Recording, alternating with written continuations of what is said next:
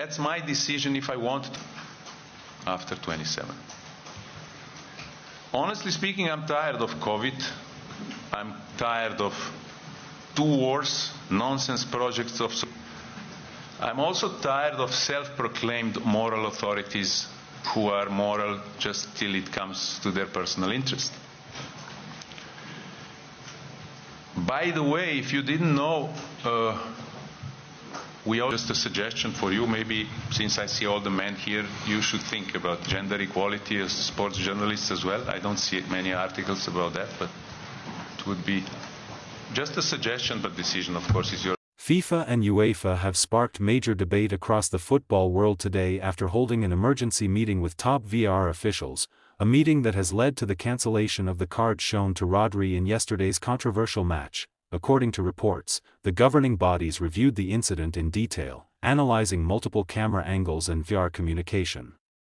After careful assessment, officials concluded that the decision did not meet the required threshold, leading to the card being officially overturned.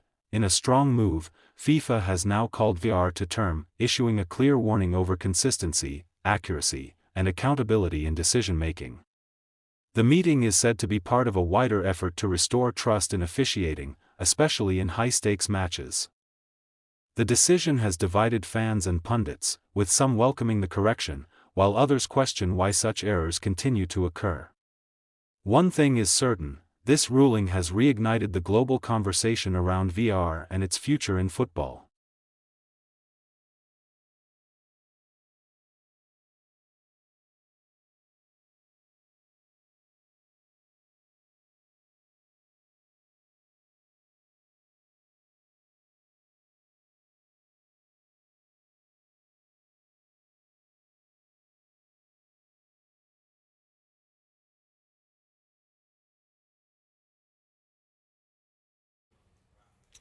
Well, City ended 2025 with 8 straight victories. A very different story in 2026, isn't it? They've won just 2 of their 7 games, both of those coming in the domestic cups. And Erling Haaland's form is also a big concern for City. He's actually scored just once in his last 9 matches. That was a penalty, and the striker addressed his form after the game. He said, "I don't have the answers. I take full responsibility of not being able to score the goals I should do. I just apologise to everyone, every single Manchester City supporter and every single supporter that travelled, because in the end, it's embarrassing. Bodo, they played some incredible football, and in the end, it's deserved. Honestly, I don't know what to say because I don't have the answers. And what I can say is sorry."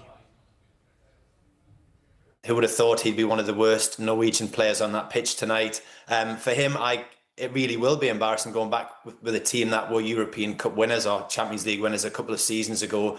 And this was not a one-off win. They were, fairly well beaten. That's extremely concerning from City's perspective. Bodo Glimt are in the bottom part of the Champions League group stage. They may now have a chance to get through.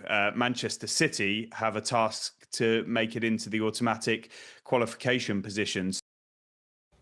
And crikey, look at this. A lot can happen in 1 minute or less than. City weren't helped by that red card for Rodri. Just 53 seconds separated the midfielders, 2 yellow cards, and made things even harder for Guardiola's side to mount that comeback. 3-1 down, didn't look like they were going to make any inroads into the scoreline. It looked like we're just going to get Bodo Glimt, we're going to go forever away. So it was a really disappointing from Man City's point of view. They're still in good shape in the Champions League. We know that.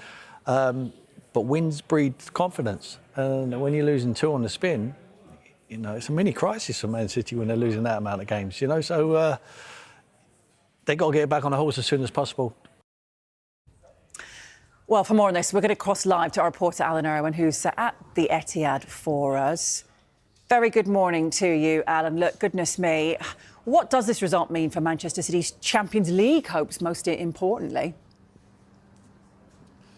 Yeah, it's certainly a blow, Hayley, isn't it? But it's not done and dusted yet, and they do still sit in the qualifying places, the automatic qualifying places. But that picture can change very quickly, and it probably will change tonight, of course, with the other round of matches that take place. And Manchester City do still have one more game to play to try and secure automatic qualification for the knockout stage of the Champions League, and that is against Galatasaray here at the Etihad next Wednesday. But it's a game now that they really must win by the looks of things, because they certainly would want to avoid the two-legged playoff phase of the Champions League, because their fixture congestion would really hit them hard in February, because they've got 5 Premier League matches to play.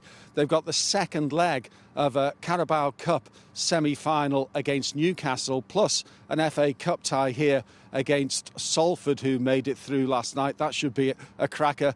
But if you sandwich in between the playoff stages of the Champions League, it would really cause problems for a Manchester City side that have been beset by injuries of late. And yes, Pep may feel there were mitigating circumstances around the result in Norway last night, given that he had to field the youngest Champions League side that Manchester City have ever fielded. He was without a number of injured players and without his suspended skipper, Bernardo Silva, too. And he will be without another, of course, in the second leg following the sending off of Rodri.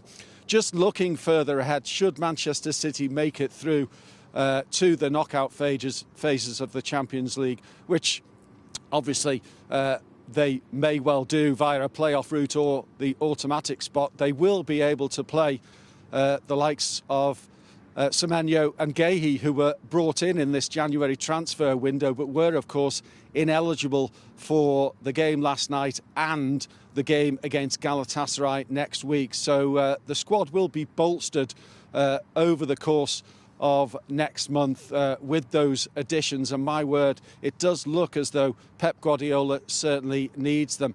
It was a situation that he was probably hoping to avoid, given that it happened last year. It certainly hit Manchester City's hopes of trophies last season with a succession of injuries, and it looks like it's happened again. He'll want to get them back to full fitness as soon as possible, and when you look at those fixtures coming up in February, those 5 Premier League games, they're quite tough, aren't they? Spurs, Liverpool, Fulham, Newcastle and Leeds, plus the additional games that I've already mentioned. It's worrying times for Manchester City fans. Certainly, I know we overuse the word crisis, but certainly worrying times for Manchester City fans this morning as they reflect on the Norwegian club's first ever victory in Champions League football. Pretty miserable it was for Manchester City. It's not much better here this morning, I can tell you.